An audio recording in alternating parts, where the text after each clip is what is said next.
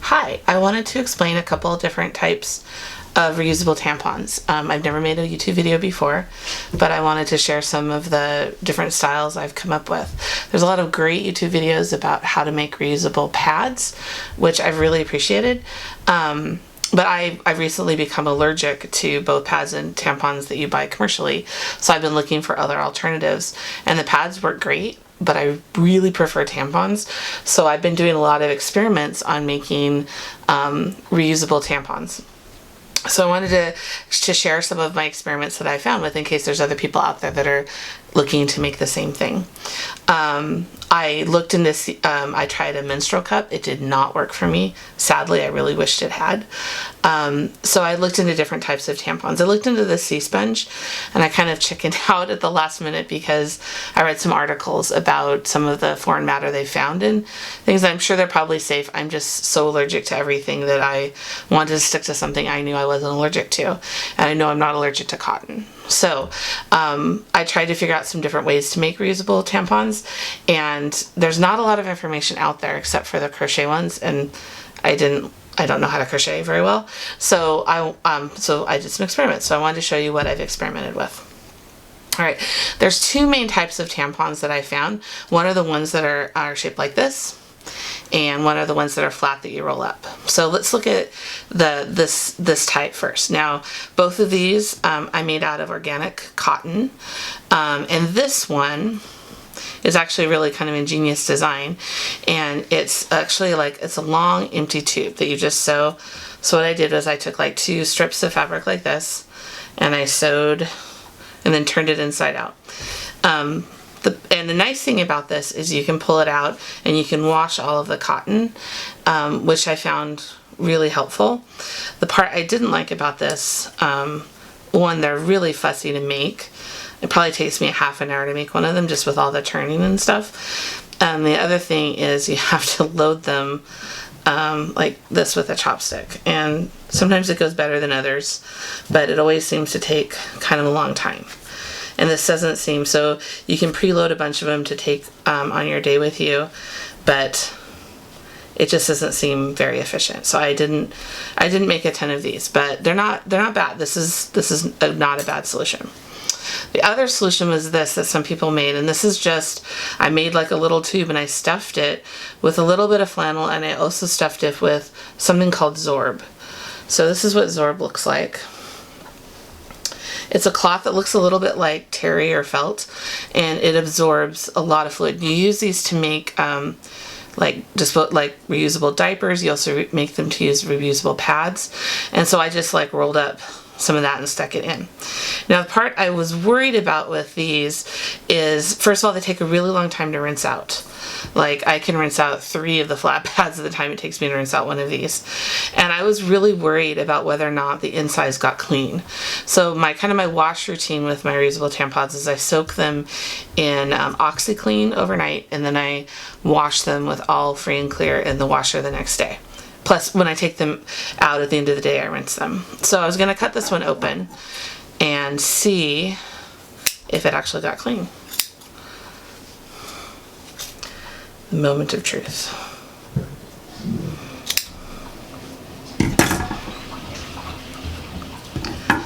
There's the flannel I put in the back. Zorb can sometimes leak with pressure, so I want to put both flannel and zorb in there. So actually it looks like it came really clean. So there you go. It did come clean. So the rinsing was not very fun, but apparently it did come clean. So there you go. If you want to make this type of tampon, it works. Alright, so the ones I found that I like the best were the roll ones. And there are a lot of roll ones that I found online. And one of the things I found that was hard to figure out about the roll was what size to make. So this is one of my first ones. And the length isn't so much of an issue, because basically the longer you make it, the more flannel and the more it absorbs. I found the height to be really critical. So this isn't actually the first one I made. I actually turned... it was like this. I turned the hem, I sewed it inside out, turned it right side in, and then top stitched. And I found that wouldn't go insert at all, because it was too floppy like that. So then I tried where I just put 2 pieces of flannel together and I zigzagged all the edges. Now this worked a lot better because you're able to roll it a lot tighter. So what you do to insert one of these is to roll it up like this. You take the end cord and you wrap it around the end, and then you insert it.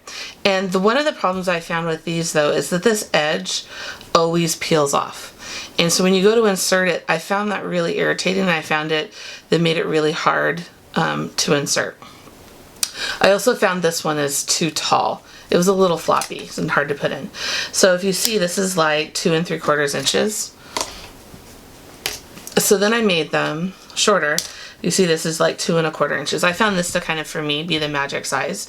2 1/4 inches did a lot better, but I still found that edge peeled down as I rolled it up. So I was thinking, well, what could I do to improve on that? So what I did was I cut the corner off.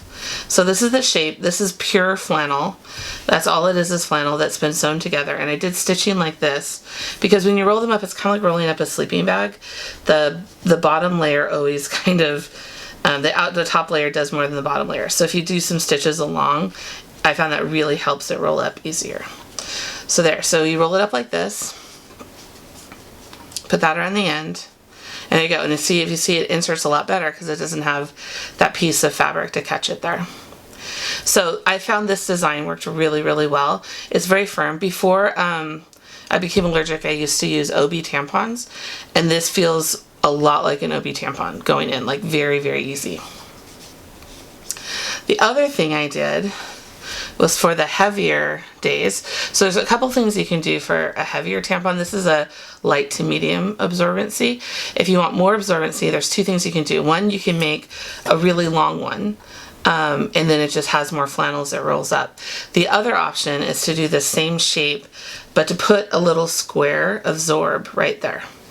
And in that little square, like, that gets sewn in, and this little thing absorbs a lot more than flannel does. So I found this one, which is not, it's not a very long one at all, but it has that square of zorb. I found this one, like, absorbed my heaviest flow with no problem at all. Like, this held really, really well.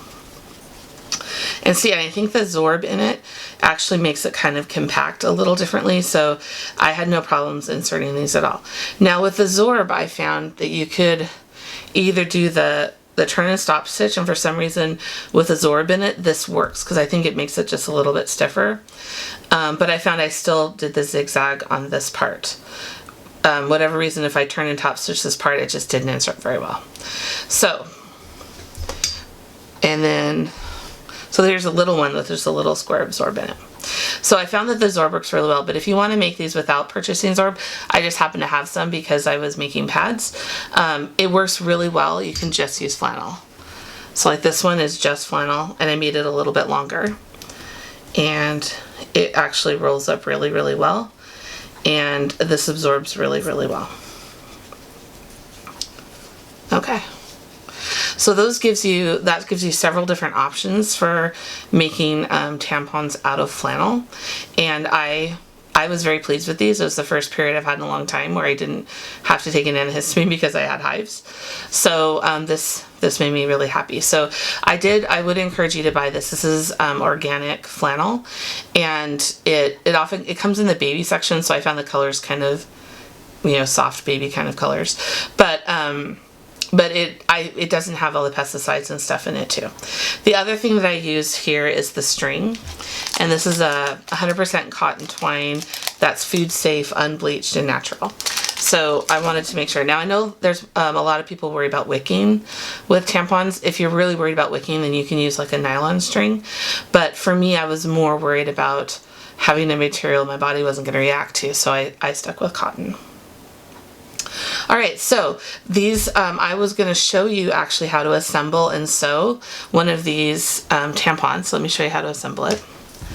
One of the kind of, I would say, my basic shape. Oh, and I would say, like, you can make totally enough tampons for yourself out of half a yard.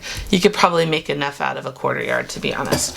So even though it's like $15 a yard or so for the organic flannel, it's really not that much because you're only needing like a half or a 1/4 of a yard. Okay. So I'm going to show you how to assemble one of these. So this is a strip of flannel, And this is kind of a smaller one, but I've cut it to, it's about 9.5 inches. And it's 2 1/4 high. And I just found 2 1/4 to be like the magic height for me. So I'm going to fold it in half to give it a little bit of a crease so I know where the halfway mark is. Okay, and then this is the piece of zorb that I cut out. I'm just going to place that there. And this is a string. Honestly, it would probably be just fine without the knot and the loop. I just like the feeling of it being a little more secure. So I'm just going to put that there and close it up. Now, there's a lot of people that are way better seamstresses than me. I'm not. My sewing skills are fairly basic. So I'm sure lots of people can correct a lot of things I do. But if you're not a great sewer, then let me encourage you that anybody can do this. So the next thing I want to do is I'm going to snip this corner. And I go about halfway. This is really not scientific, is it? Alright, and I'm going to show you how I'm going to sew this. And so you can either like do the turn and top stitch thing. I found it works just as well to zigzag the corners, and these have actually been through several washes and they're holding up just fine. So I'm going to show you how to do the zigzag one because it's the easiest, but experiment and do kind of your own thing too, like that's totally fine. Alright, so I'm going to attempt to sew and keep you guys on camera. And this is not a fancy sewing machine, this is your basic like $100 brother. Alright, so I'm going to show you the sewing of my favorite type of reusable tampon. And just so you know, it really is a beginner sewing project. You can do this even with very minimal. And if you just hand sew, you could definitely do this hand sewing too. Alright, so you want to set your machine for a zigzag. You need a back stitch, obviously. I like to back stitch over where the cord is just because I'm a little paranoid about the cord not doing good. So you just very slowly sew along the edge like this.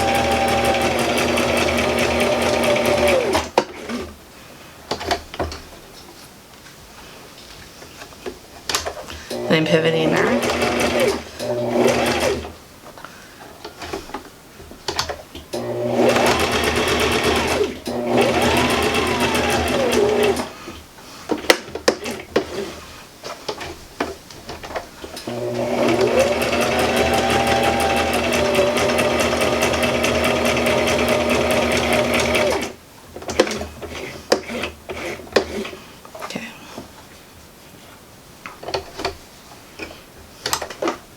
You also want to make sure, like, the one type of sewing I did before this is I did some quilting, and it talks about trying to make, like, sure you secure the batting. So I'm going to do a little bit of sewing to make sure that you're catching the batting. I also want to make sure I catch the string in this pass.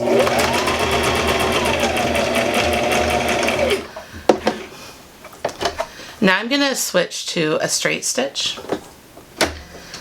You could stay in zigzag if you want, but I like it with straight stitch, and I'm just catching the edge of the batting to make sure that's nice and secure. And I'm going to sew out to where I can feel the batting underneath the flannel, and I'm going to do a line right over the zorb. Alright, and that's it. It really only takes a couple of minutes. So this is what it looks like, and you can see that let me move my sewing machine. You can see that it rolls up really nicely, and you can do the string on it, and there you go. And it will insert and do really well. Now the process for doing it, if you don't have the zorb, if you're just doing it with just flannel, the process is exactly the same, except you probably want to make, well, obviously you want to make the flannel a little bit longer. So I would definitely recommend for sticking somewhere around 2 1/4 inches for the height. But I mean, I've made them, this one's just flannel. And look how much longer that is. That just gives you that much more absorbent fabric to work with. Now, with these tampons, you want to remember that these tampons are just like a regular absorbent tampons as far as toxic shock. Like, you need to change them as often as you would a regular tampon. because they're absorbent. What I do for cleaning when I go to work is I actually have like a little makeup bag that I have these in with a little like Ziploc baggie, and I just put the used ones in the Ziploc baggie. I have the clean ones, you know, beside it in the makeup thing, and then when I get home that night, I just rinse them out and I put them in a bucket. And then after my period's done, then I go through, I soak everything in Oxyclean overnight, squeeze it out, and then wash it in my washing machine the next day just with all free and clear, which I use because I'm allergic to everything. So, and they seem to be holding up really well, and I'm really pleased that I made the transition to using reusable menstrual products. So if you have any questions, I will try to answer them, but thank you for viewing my video.